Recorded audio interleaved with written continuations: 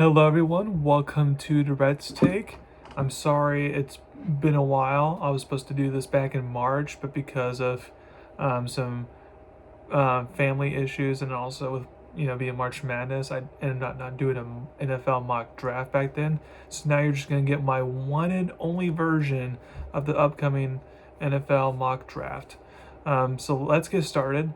As a reminder, with my mock drafts, I do not project trades, so this is just as is.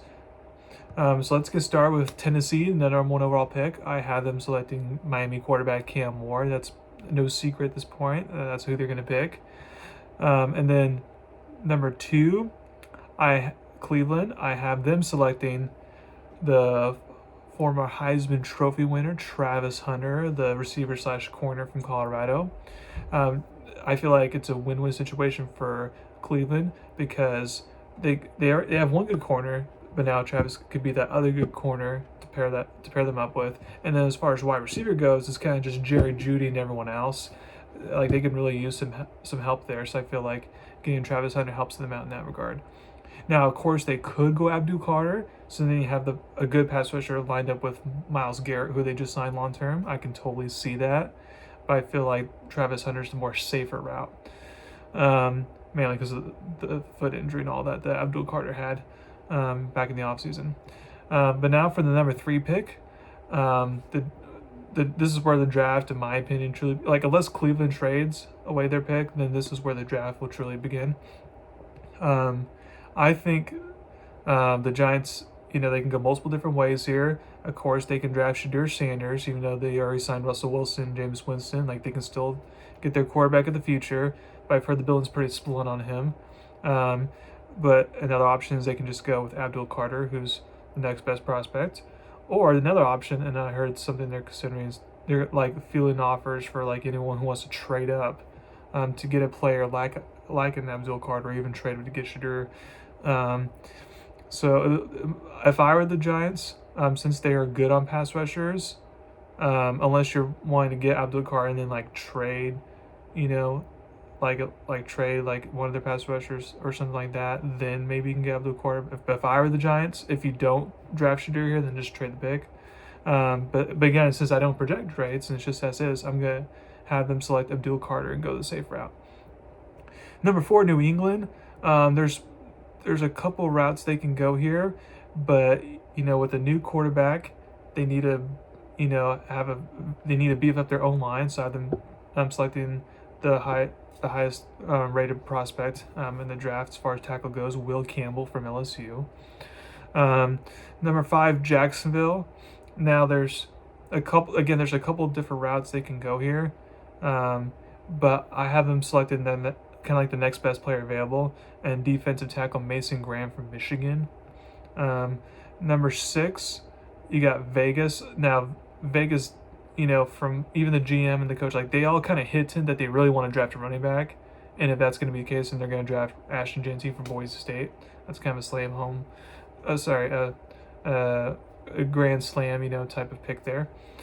And then the New York Jets with the 7th pick. Now there's 2 options I can see them going. One is to get a tight end because they desperately need one, and there's the Penn State tight end Tyler Warren, is great. Another option is they could go offensive tackle, try to beef up their line even more since it wasn't the greatest last year. But I'm gonna have them do the more smarter route and go Tyler Warren from Penn State. Number 8, again, Carolina has kind of 2 different options here. Well, technically they have multiple different options, but like the 2 main options is, one, they can get a receiver because you got Adam Thielen and they got that one rookie from last year and then the rest are kind of not really nothing to write home about, so they could really use that star power wide receiver. But they also desperately need some edge rushers because the Carolina defense was not great last year, and it starts with the pass rush. So they can go either route there. I'm gonna have them go with the pass rusher and go with Jalen Walker from Georgia. Number 9, New Orleans. They obviously have multiple needs, but especially at quarterback. So it wouldn't surprise me if Kellen Moore has a specific quarterback in mind, to where he just takes the best player available and then can get that quarterback in the 2nd or 3rd round. But I feel like if Shadur is still there at this point, then that's where you need to go, because it's not like you're good, and you pretty much know that when you bring him in, you're gonna have no expectations year one, because if you're New Orleans, you're kind of in a rebuild mode, so you'll have the runway here with the new coach, new system and all that. It's not like you're in win now mode per se. So I feel like Shadur Sanders is the next best quarterback available. So I feel like that's a smart route to go if I were the Saints. Number 10, Chicago. Now, they actually don't have a lot of like big needs. So it's kind of interesting to see what they do here, because they addressed a lot of their offensive line issues during free agency. For me, there's always those like wow or upset type of picks, and I have Omarion Hampton, the running back from North Carolina, being selected by Chicago,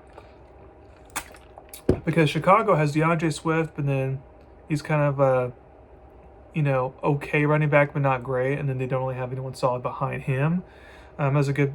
So if you're Ben Johnson, the new head coach, who's the Lions OC, he loved having David Montgomery, Jahmyr Gibbs, that 1-2 punch. So that's why I feel like he may draft running back here. And even though Omarion Hampton would be a little bit high for the spot, I feel like you just go off need at this point. Number 11, San Francisco. There again, multiple different routes they can go here. But I feel like with Trent Williams kind of wrapping up his career pretty soon at left tackle, they're going to need to find their new left tackle for the future. So I have them selecting Kelvin Banks Jr. from Texas as that person. Dallas at number 12. Now, if Ashton Genty falls down to them, that's who they will pick, in my opinion. But assuming he doesn't fall down to them, then if you're Dallas here, you can go either receiver or corner here, or even an edge rusher to kind of replace DeMarcus Lawrence, who left the free agency. You can go those three different routes. But I'm going to have them go with receiver help, because you paid Dak all the money, you got to make it work. So I have them selecting Tetairoa McMillan from Arizona, T-Mac, if you will. And now, of course, I don't like when T-Mac said that he doesn't like watching film, studying film, all that. It's not something that like that could potentially make him fall even more. But as far as just pure talent goes, he's the best wide receiver in the class. Number 13, Miami, with Terrion Armstead, their left tackle, just retiring this offseason. They obviously need to find new left tackle, especially for an immobile target like Tua. Got to keep him upright with his health concerns. So I have them drafting tackle Armand Mamou from Missouri. And then number 14, Colts. They again got multiple different positions they can go here, because since they lost a couple of offensive line starters in free agency, they can go, try to beef up the offensive line there for whoever their quarterback's going to be. But since they haven't had elite tight end play in a while, I'm going to have them select Colston Loveland, the tight end from Michigan. Number 15, Atlanta. They obviously need some pass rushing here. And there's multiple different pass rushers they can go with. But I have them selecting Mikael Williams, the pass rusher from Georgia, local hometown guy there. Number 16, Arizona. Again, they have multiple different options there, because their defense can always improve. They can get even more receiver help as well. But I'm going to have them select cornerback Will Johnson, the cornerback from Michigan, who, in my opinion, if he falls out of the top 10, whoever gets him is a steal at that point. Number 17, you got Cincinnati. Again, there's multiple different options there, because you can always beef up the O-line, since that still has never been 100% over the last few years since Joe Burrow's been there. If both top two running backs are off at that point, then you probably want to wait till later rounds to get a running back. So in that case, since the Cincinnati defense was just awful last year, you can draft at mostly any position on the defense and be just fine. I'm going to have them draft pass rusher Mike Green from Marshall. Number 8, Seattle. Again, multiple different routes you can go here, but I feel like Seattle's offensive line definitely needs to, get better, especially with Sam Darnold as the quarterback. Since it was shown that once Minnesota's offensive line play dipped, that's where his production really took a big dip towards the end of the season last year. So I've been drafting offensive guard Tyler Booker from Alabama. Number 19, Tampa Bay. Again, multiple different options you can go here. But I have them selecting linebacker Jahad Campbell from Alabama, since they need to shore up that linebacker depth. And number 20, Denver. Again, multiple different routes you can go here. If Omarion Hampton or Ashton Dente, but most likely not. But let's say Amari Hampton falls down to 20, then I do think Denver will get a running back first. But if they're both gone, then I don't think Denver's going to reach for a running back. They would wait till later. So I feel like they're going to get a potential receiver here to help give some more weapons to Bo Nix. So I had them selecting Emeka Egbuka, the Ohio State wide receiver. Number 21, Pittsburgh. They have multiple different needs here. But obviously the biggest need is quarterback, because you don't know whether Aaron Rodgers is going to commit to you or not. In my opinion, he probably won't, because if he was, he would have done it by now. So even though it would be high to draft any quarterbacks at this point, I have them reaching for a quarterback, Jalen Milroe from Alabama, because Arthur Smith likes that, very, do mobile type of running back like they had Justin Fields last year. Even back when Arthur Smith, was in Tennessee as an offensive coordinator, had Marcus Mariota. They like those type of quarterbacks, and Jalen Milroe is the best dual threat quarterback in the draft. Next, you got LA Chargers. There's multiple different routes they can go here. They can definitely need some more wide receiver help. They need some more tight end help. So if Colson Lovin were to fall at this point, that would definitely be the route there, especially with Jim Harbaugh being a mission guy. And then defensively, they can improve their defensive lines. They let Joey Bosa walk away to the Bills, and their defensive tackle can be short up there. So, and that's what I have them do. And I have Jim Harbaugh going with what he knows, is familiar with. I have them drafting defensive tackle Kenneth Grant from Michigan. 23, Green Bay, the host of the draft this year. I have them going two different routes here. One is I could see them selecting like a guards, or center, try to convert the guard to play center, because that's technically a need for them. But the other need is just to shore up a cornerback, and then one more need is to shore up the interior, the defensive line, and that's what I have them doing. So I have them drafting defensive tackle Shamar Stewart from A&M, who honestly, if he failed at this point, would be a good steal. 24, Minnesota. There's not a lot of needs here for Minnesota. Cornerback is one of them, so I had them selecting Jedi Barron, the cornerback from Texas. 25, Houston. Now there's two big needs here with Stephon Diggs and Le'Veon and Tank Dell. Obviously had to recover from a big injury. You need someone to pair up with Nico Collins, a wide receiver. But then also with them trading away their left tackle to the Commanders, you need offensive line help as well. So I had them drafting offensive tackle Josh Simmons from Ohio State. 26, LA Rams. Now there's multiple routes you can go here. Wide receivers one, tight ends one, and then on defense they can go cornerback.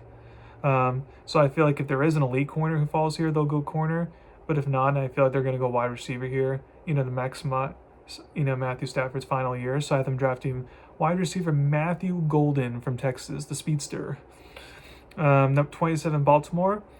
I have them, again, you can go multiple different routes here, but since safety is a need, I'm going to have them draft safety Malachi Starks from Georgia, who's the best safety in my opinion in the draft, although it's kind of 1A, 1B between him and the South Carolina safety. 28, Detroit. Now, because of all the defensive injuries they've had last year, their defense should be better, but even then, they still have multiple routes they can go in the defense to make that better. So I have them drafting edge rusher Donovan Eziragu from Boston College. 29, Washington. Again, there's multiple routes they can go here. They can shore up their offensive line. They can even shore up their defensive line to a degree. But I'm going to have them get some wide receiver help, because I know they just traded for Deebo Samuel, and they already have Terry McLaurin. But Terry McLaurin's on the final year of his contract, and all the other receivers on the roster are basically on the final year of the contract. So there's not a lot of long-term stability there. So that's why I have them drafting Luther Burden, the wide receiver from Missouri. 30, Buffalo. The one I feel like crystal clear thing that they need is to address the cornerback situation. So therefore I have them drafting, even though it's a reach at this point because it's more of a second-round prospect, I have them drafting quarterback Trey Amos, the quarterback from Ole Miss. 31, Kansas City. Again, multiple different routes you can go here, but that offensive line, as we saw in the Super Bowl, definitely needs to be a tip-top shape. So they can go offensive tackle or guard here, either or. But I'm going to have them draft offensive guard Gray Zabel, the guard from North Dakota State. And then last but not least, Philadelphia. Luckily, they don't have a lot of needs here. Like safety could be one with Gardner Johnson, leaving. I mean, free agency to Houston. They can obviously go offensive guard. Um, uh, I'm drawing the blank on the name, but the former guy, Mekhi Becton, going to the Chargers. So they could use a guard there, and then also they can go defensive line. In my opinion, I feel like they're going to go defensive tackle here to pair up with Jalen Carter in that interior of the defense. It's already really good, and I'm going to have them pick Walter Nolan, the defensive tackle from Ole Miss. So again, those are my picks. We'll see what happens on Thursday. Since there's been no trades in the first round so far, which hasn't happened to this close to the draft in the modern era. Like, we'll see if there's a bunch of drafts that all of a sudden come up on draft day. Well, thank you very much for listening to my podcast today. Please subscribe to my channel, Turn About Me. As a reminder, continue to watch UFL football as well in the NBA playoffs. Thank you very much. You have a wonderful day.